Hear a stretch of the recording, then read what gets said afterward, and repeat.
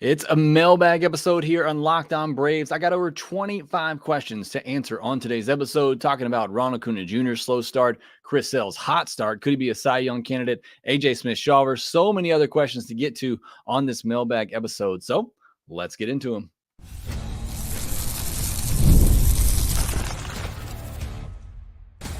You are Locked On Braves, your daily Atlanta Braves podcast, part of the Locked On Podcast Network, your team every day. Hey, and welcome back to Locked On Braves, part of Locked On Sports Atlanta, where we cover your favorite Atlanta sports teams each and every day. I am your host, Jake Mastriani. You can follow me on social media at Shortstop Ball. Check out the podcast there at LockedOn_Braves. Send in any questions, comments, or feedback that you have for the podcast. Please let me know how I can make this podcast the best podcast that it can be for you, the best Braves podcast that it can be from you. Always enjoy some great feedback there and all the comments that you give me on YouTube or on social media. Thank you so much for that. Thank you for letting me know how much you enjoy the show. And we're recording live tonight. Got several already in here with me. Joe Me, a longtime everydayer. Jeffrey Humphreys, great supporter of the show as well. CJ Palmer, Ecuadorman in here as well. Wed on the base. Rich Gunderlock, Kristen Montgomery, Brandon Dukes, Ecuadorman in here. Thank you so much for joining, Ecuadorman. I know you're an everydayer as well. Mark Flowers, thank you so much for being here with me live for a mailbag podcast, favorite podcast of the week. You continue to just send in awesome questions. Again, I talked about it all throughout the offseason when there's really nothing to talk about. You were able to give us something to discuss because you always come up with great questions, and we got a lot of them to get to on today's episode. I see Leland able to make it live as well. Thank you so much for being here, Leland. Let's jump right into the questions because, like I said, there are over 25 that we have to answer tonight. I'm going to try to get through all of them. I'm reading most of these for the first time, so forgive me if this episode is going to sound a little choppy. I have to take some time to look some things up as I answer these. As again, I'm reading them for the first time. There's just so many to go through. But I want to start with a question from Cavs Buckeyes, who always sends in 3 or 4 just great questions on these mailbag episodes. Says, when should I hit the panic button on Ronald? I thought he was turning the corner, and maybe he is, but Wednesday was ugly. I worry about him because he's my favorite and the injuries in the past, but we're nearing a time where the sample means something, and he's not the same guy so far. I can't disagree with Cavs here in the fact that we're no longer dealing with a 1-week stretch, a 2-week stretch. We're dealing with a pretty solid sample size here. 134 at-bats right now. Acuña's hitting 261, a 369 on base, which is great. It's really just the slug. It's a 351 slugging percentage right now. When you look at it with Ronald, who, last year had an expected slug of 660. And so that is the one thing that is concerning. You look at his expected slug right now, it's 393. So it's really not even that higher than his actual slug, or it is almost 50 points higher. So that gives you some hope that the power is coming. The things that concern me the most for Ronald right now, 30% whiff rate, that's 25th percentile, 26.1% strikeout rate, that's 27th percentile. That's concerning at this point. I'm not telling you now is the time to hit the panic button because we are still just a month and a half in, and hear the thunder rumbling outside. Hopefully we don't lose connection here. There's been some storms coming through the area. Look, I'm going to tell you, I don't know if I panic after 2 months, after 3 months, after 4 months. It is still Ronald Acuña Jr. And to Win Gracer's point, no panic on Ronald. A slump is still above league average. And look, if this isn't the MVP, if your panic is that maybe he can't get back to that MVP form of last year, then okay. Then maybe I understand being a little bit more panicked because look, what we saw in 2022 coming back from the injury, was a fine player. It was a 115 WRC plus. You know what WRC plus he has right now? 114. So if your panic meter, your worry meter is going off that Ronald can't be the 150 to 170 WRC plus player that he was last year, then okay. I can maybe understand that a little bit, that maybe he's going back to that post ACL injury form where he's still a really good player, but he's not that MVP type of talent. I would panic on that, like I said, maybe after 4 months of the season. We get closer to the All-Star break, and you're still just not seeing that power, and he's looking more like the guy in 2022 right off the ACL injury. I'll go ahead and tell you at that point, I'm worried that knee isn't right, because that's what we all were seeing after the ACL injury is just he didn't have that strength, he didn't have that movement, that trust in the knee to really get that lift and that pop that we're accustomed to seeing. So I think the panic would be more that the knee is bothering him more than he's letting on and more than he's telling us. That would be my panic more than it's just diminished skills. I don't think at 26 years old, all of a sudden Ronald has diminishing skill set. I would be more concerned, panicked, worried, whatever word you want to use here, that the knee is still bothering him if this continues to go on for 3-4 months, like I said. But even if this is the player that he is, it's still, a really good player. It's obviously just not the MVP guy we're used to. All right, that was one question. I got 25 more to go through, but that was a big one there that I wanted to address, and a good question as always from Cavs Buckeyes. I'm going to go through these in order that I see them on Twitter. Matt Cox says, if Elder continues not to be consistent, do you think the Braves make a trade for a starter at the deadline? For example, Eric Fetty's having a nice bounce back season for the White Sox, and he would have 2 years of control. I think regardless of what Bryce Elder does, I think the Braves go out and get at least a mid-rotation starter. I've kind of been consistent in saying that. I don't think they're going to find a top-rotation guy, but I would not be surprised if they went out and got a mid-rotation starter and, preferably somebody that has an extra year of control. It's going to cost you a little bit more prospect-wise, but, with the questions you have in the rotation for 2025, I would not be surprised if they look to somebody who has another year of control. But regardless of, in my mind, what Elder does, I think they still look to find at least a mid-rotation guy at the deadline. Joey Milby says, is Ken Giles the next guy up if Jackson Stevens doesn't cut it? I think he's the next guy up regardless. I think they brought up Ray Kerr just because you were replacing a lefty with a lefty. But I got to imagine Ken Giles is right there. I think it was just a case of they brought up Jackson Stevens to give somebody or to get somebody that can give them some innings if they need to cover it. And I don't think they expect Pierce Johnson to be out all that long, so they don't want to call Ken Giles up and then have to DFA him, possibly lose him. So I think that's why Ken Giles wasn't called up right now. But the next time there's a major injury or a major regression, I think Ken Giles will be the guy. Caden Hurd says, who has been the biggest surprise within the organization? When could Waldrop be called up to stay? Look, I watched Waldrop the other day. I'll talk about it more on Miners Monday. Nothing's changed, which in a sense is not terrible because I thought he was the best prospect in the Braves system coming into the year, but the command issues are still there. They're not any better than they were last year. I think he still has a lot to work on in that regard before you can consider him, a top of the road, or not a top of the rotation guy, but somebody that's going to come up and stay in the Braves rotation. So when could he be called up and stay? Not anytime this year, maybe sometime next year, maybe even the year after that. But not this year. I don't see that at this point. I came into the year saying that, but I'm just not seeing the improvement I needed to see command-wise. And again, my limited sample sizes of when I'm able to watch minor league games, but I'm just not seeing that improvement right now. Cavs Buckeyes again says, as you have time, do you prefer the City Connect or throwback uniforms they're based on? I like the Connects, but I'm personally excited for them to go away because to me, they're just a worse version of the Aaron era jerseys.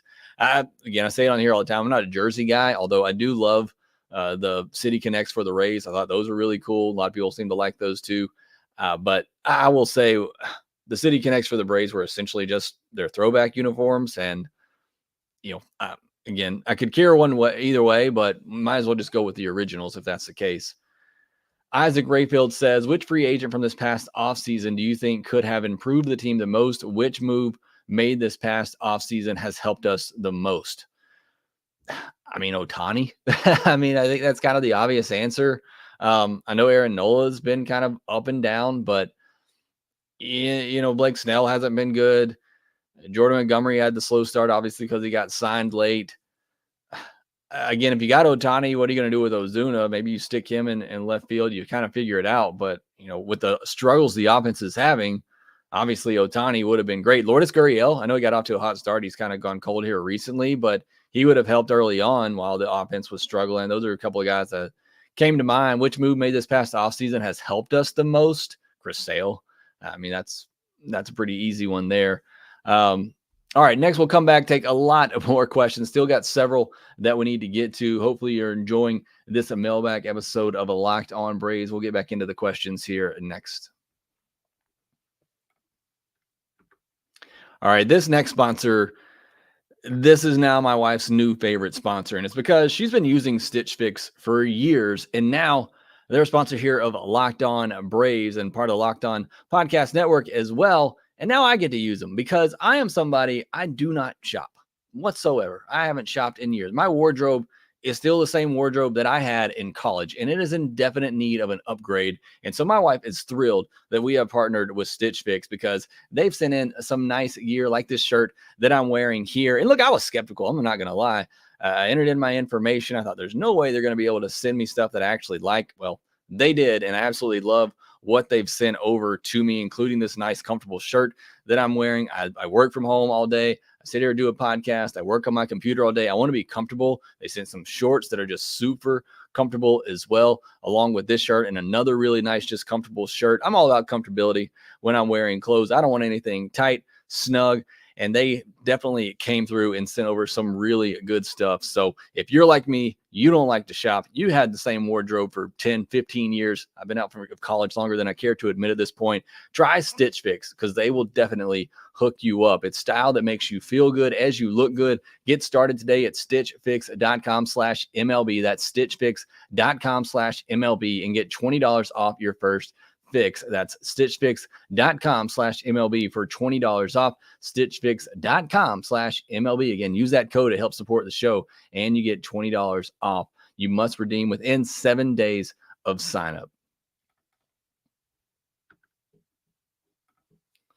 Are you watching Fox Sports, ESPN on your TV all day because you want to get sports coverage all day long? I get it. But why listen to those guys just yell at each other about things they don't know about? They don't watch baseball. They don't cover your favorite teams like the local sports host here at Locked On. So make the switch today to Locked On Sports Today, a free 24/7 sports streaming channel program for you every day to bring you the biggest stories without all that nonsense. Locked On Sports Today brings you can't-miss analysis, opinions, and news streaming 24/7 on YouTube or the free Amazon Fire TV channels app, part of the Locked On Podcast Network, your team every day. All right, coming up next Monday, we'll obviously have our Miners Monday segment. We'll talk about the series in New York where hopefully the Braves get a little revenge against their NL East rivals, and hopefully the offense continues in a good direction. Next question comes from Mac Rockatansky. Hopefully I got that right. Sorry. Even with all of Atlanta's struggles, they're still only 2 games behind Philly. Granted, Philly is here to stay, but do you think they're as good as their record indicates, having only played 3 games against teams over 500? Once the Braves start cooking, do they run away with it? Love the show. It's a good question. I mean, I said coming into the year, I was surprised they didn't have the NL East race a lot closer. I think the Phillies are right up there with the Braves and the Dodgers on paper. Clearly, they're playing better than the Braves at the moment. I mean, I do think the Phillies are there to stay. I think it could be a real tight race in the NL East all year long. I do think the Braves are still going to be better, and I think the Braves will win the division in the end when they do start going, and once their schedule gets a little bit easier, like the Phillies schedule has been pretty much all year long. But I was from the beginning saying that the Phillies are right up there with the Braves and the Dodgers. If you want to say the Dodgers and Braves were 1A and 1B coming into the season, I'd say the Phillies are maybe 1D. I mean, I think they were right up there with them. So I'm very much a believer in the Phillies. Another one from Cavs Buckeyes. Does AJ Smith-Shawver refine his control enough by October to play a swingman role or even start in the playoffs? His stuff has seemingly upgraded between the splitter, changeup, and his velo. It's a good question. We obviously got a long way to get. So you're asking me to predict what's going to happen. I will say things seem to be pointing more upward for AJ Smith-Shawver than Hurston Waldrop at this point. Not that the two always need to be compared to each other. I do think the command control, whatever you want to call it. Look, there's a difference between pinpointing the ball where you want to throw it, which is command, and controlling it where you can just get it in the strike zone if you need to. And all he really needs is control. And if he can develop that changeup or splitter, whatever you want to call it, split changeup, like it looked in spring training, and he can maintain that velocity, which is something he really hasn't done. Yes, he can come out of the gate throwing upper 90s, but we really yet to see him have that velocity deep into outings. Right now, the key is finding that slider command. And if he finds that and you get those 3 pitches and he's able to just control them, not even really command them. We saw him last year up at the big league level. He had success with really no command. It was just control. He was able to throw them for strikes, or at least, make them look good enough to get swings and misses. Then I think he has a chance, down the stretch in October. I think injuries would have to happen for him to start. I think at the very least, I got to imagine there's some sort of bullpen role, especially for a guy who can come out pumping 98, 99 in short bursts like that. I got to imagine there's going to be a bullpen opportunity for him, and maybe even Waldrop at that point. If he were to start, I would think it would be a situation where you tell him, go out there, give us everything you got for 3-4 innings, and then turn it over to the bullpen. If you get 5 innings, great. I think it would be a situation where he probably doesn't go through the lineup a third time. But there's a chance. Again, right now, it's really just fastball, slider, command. The split change has been really good in spring training and even into the season.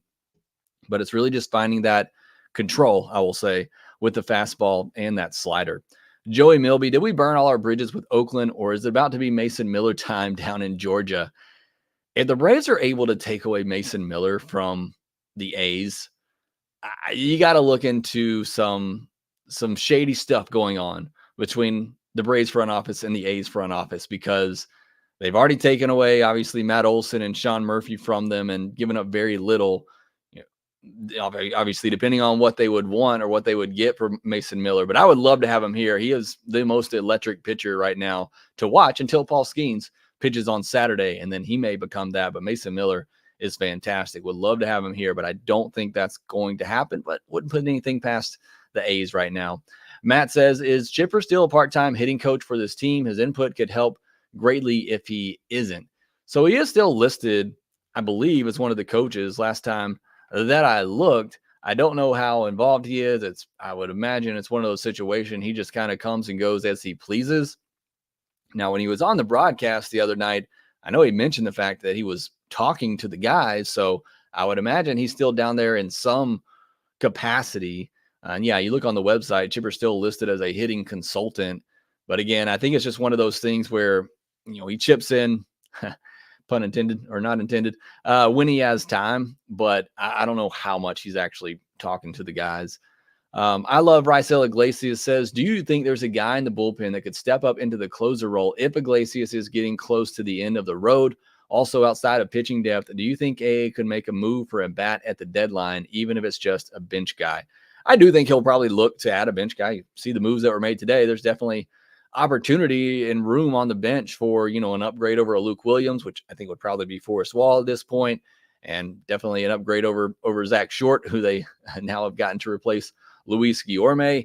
So there's room to make some improvement on the bench, and I think he'll probably look to do that at the deadline and probably in the bullpen as well. To kind of address your first question. Now, if Iglesias, can't close, he loses that job, which I don't think he will. I know I've discussed the other day, he doesn't have the strikeout stuff right now of a traditional closer, but his stuff is just so good.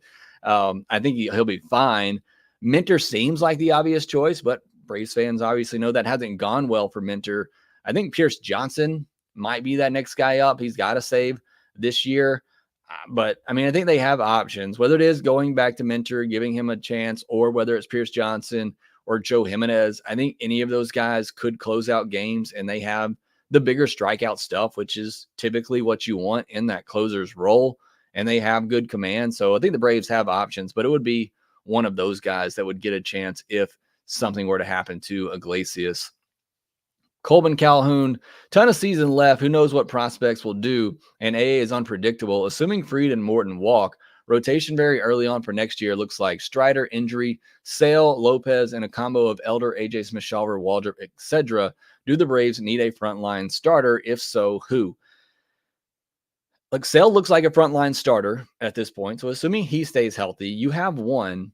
And then the big question mark becomes, what does Strider look like? Because now that we know it's not full-blown Tommy John and that he could be back potentially at the beginning of next year, what does he look like coming back? Because if he looks like Spencer Strider, then you got your two aces at the top.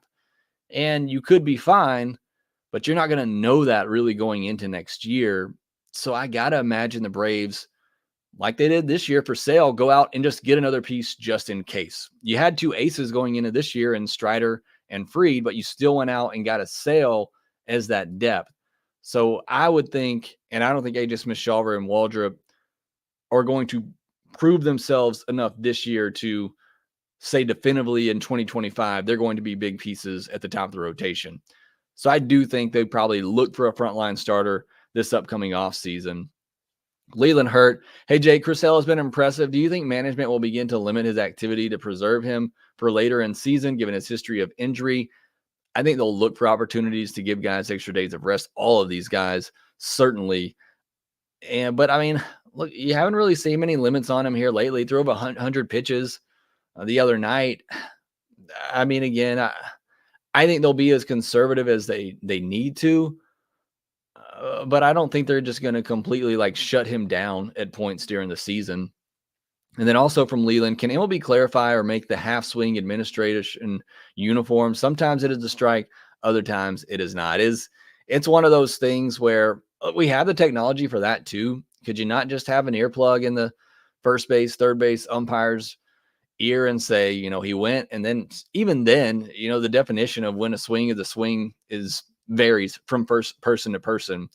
E. Goldie says, you mentioned Ozzy's poor defense several times. I remember him being an above-average defender when he first came up. Eric O'Flaherty mentioned he thinks the added bulk has hurt his defense. Do you buy into that? If not, what do you think has changed?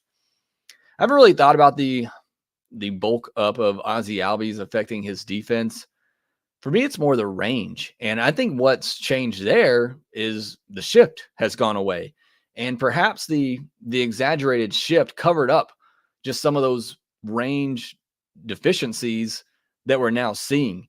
I think in my mind, that's probably the biggest thing. But I agree. I thought coming up, Ozzy had a chance to win a Gold Glove. I thought he was that good defensively. But the last couple of years now, it has been bad. He's been one of the worst defenders at second base in all of baseball. The arm injury, the shoulder, that could be blamed on some of the injury issues there he's had on the shoulder is why the arm is so weak, but it's really just a lack of range.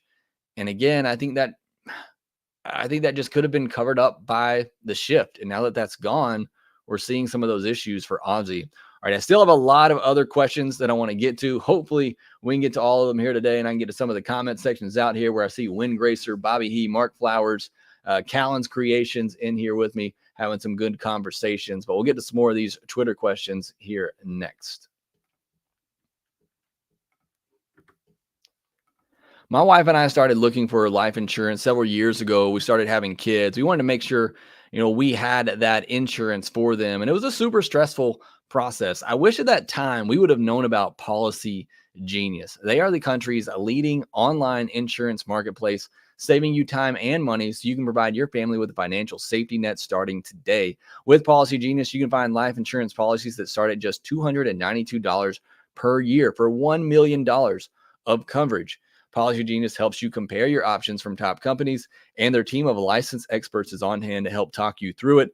Talk to a team of award-winning agents now who will walk you through the stressful process and make it not so stressful for you. Check life insurance off your to-do list in no time with Policygenius. Head to policygenius.com/lockedonmlb or click the link in the description to get your free life insurance quotes and see how much you could save. That's policygenius.com/lockedonmlb. All right, ladies and gentlemen, Mother's Day is this weekend, but it's not too late. You haven't got that present. You need to get that present, and you can do so with DoorDash. Go to DoorDash, get everything that your mom could want this Mother's Day, whether she has a sweet tooth, maybe she likes tech gear, maybe she's a beauty connoisseur, maybe she's an outdoorsy type. No matter what it is, you can find it on DoorDash. And you know what? You can get it delivered right to her door for Mother's Day. So make sure you go to DoorDash today. And what you're going to do, you're going to type in our code LOCKEDONMLB. And when you spend $15 more, you're going to get 50% off your order up to $15 total. So when you spend $15 or more on your next flower, convenience, grocery, or retail order with DoorDash and you use our code LOCKEDONMLB, you're going to get 50% off your order. Again, that's DoorDash, where you can find everything that you need. For my mom, she loves the flowers. She loves the books. I can get her a bouquet. I can get her a gift card to her favorite bookstore. There you go. I am the best out there doing it right now on a Mother's Day, and you can be it too with DoorDash. Go to DoorDash today. Use them again. Use that code LOCKEDONMLB. Terms do apply.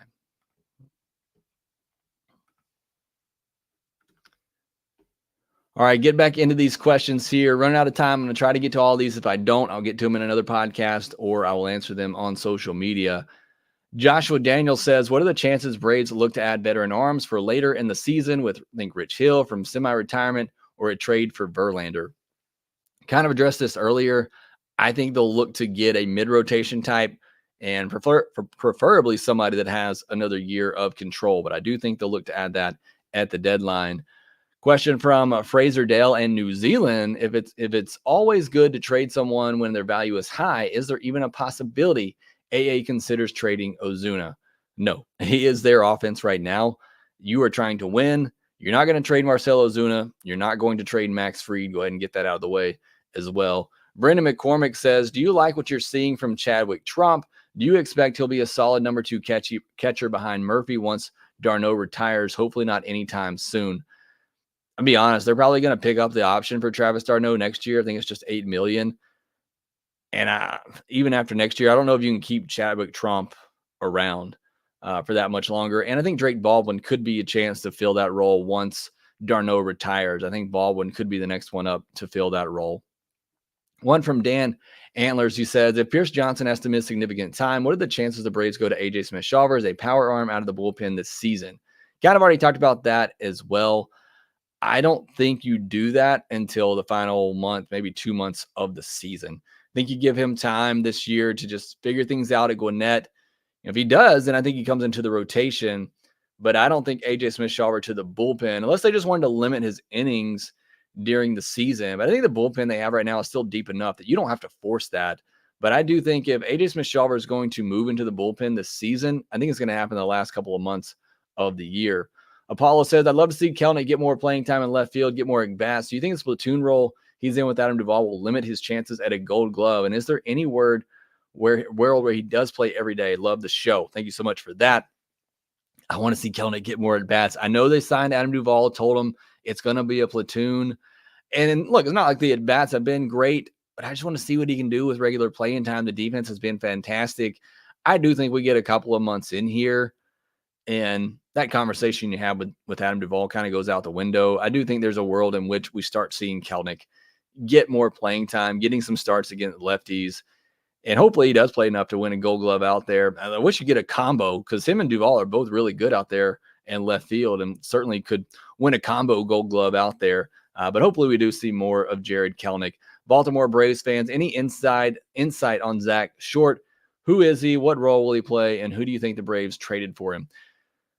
I got no insight for you on Zach Short other than he has been pretty much just given away by 2 teams already this year. There's a chance the Braves give him away at some point. He is going to sit on the bench. He's going to come in emergency situations when a starter gets hurt.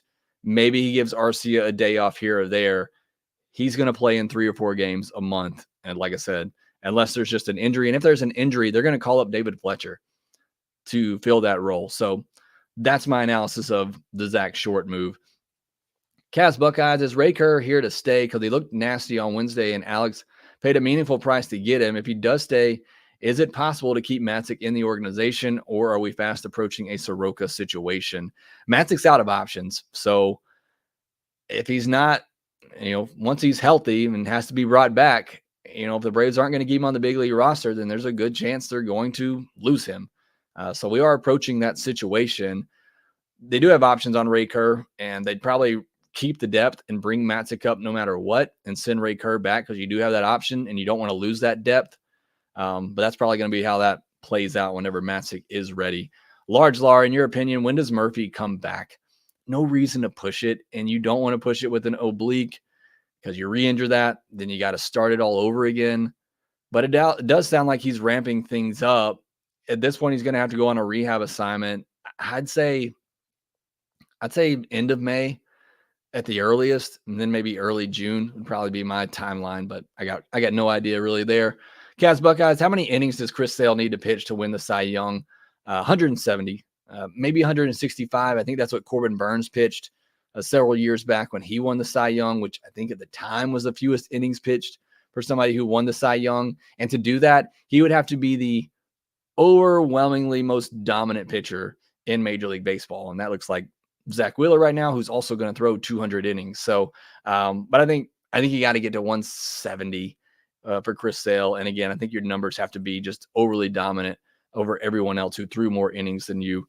Braves 2021 World Series champs. If Pierce Johnson is out for extended period, could you see us move Lopez to the pen to limit his innings and add a righty power arm, and also bring up AJ Smith-Shawver, or go out and get a starter, or B, go out and trade for a righty power arm for the pen? So if they did want to limit Lopez's innings by moving him back to the bullpen, then I think they'd call up a Darius Vines, maybe an AJ Smith-Shawver if he does prove ready.